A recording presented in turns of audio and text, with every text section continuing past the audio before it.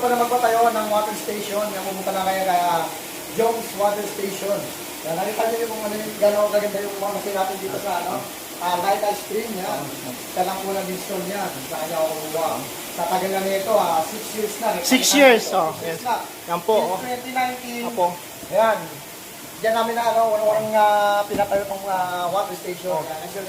Tsaka nandito pa rin kami, sir. Nag-after sales pa rin sa inyo. Yes. Saka hindi siya nang-iiwan, ha? Yung ito sa nila nag-install nito, kung tutusin yung ibang ano yan, iwanan na kayo, turuan na kayo para mag-ano. Hindi, sila talaga mismo. Pag mag-aparate ng filter, yan yung mga leak dito. Mga repair. Mga repair. Ang kagandahan dito, libre na ni Sir Jones to. Libre na. Libre na, sir. Libre na sa amin yan. Wala nang babayaran yan. Yes, sir. So, sa pag-icon lang, sa mga filter. Mga filter, oh. Alright, thank you so much, guys. Kaya huwag niyo makalimutan, guys, ha. Ano pa hinihintay nyo? Magpa-install na kayo kay Sir Jones Water Station. Yes, thank you po. Yeah. Dito po kami sa Residencias de Manila Condominium. Dito po sa Pandacan, Manila.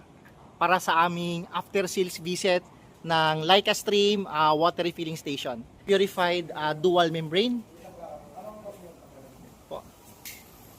Yan. Ito po yung kanilang business permit. Yan po, 2019. So meron tayong ginawang repair sa mga leaking. Yan si Sir Troy Montes. Yan. Ito naman po yung kanilang ice machine. Siguradong problema ko, pinaka-the best, i-assist ka talaga sa gawang Jones Water. Walang katulad kapag umandar, pinapausag, wala ka na dito nga hanapin pa, sapagkat ito na yung kompleto package na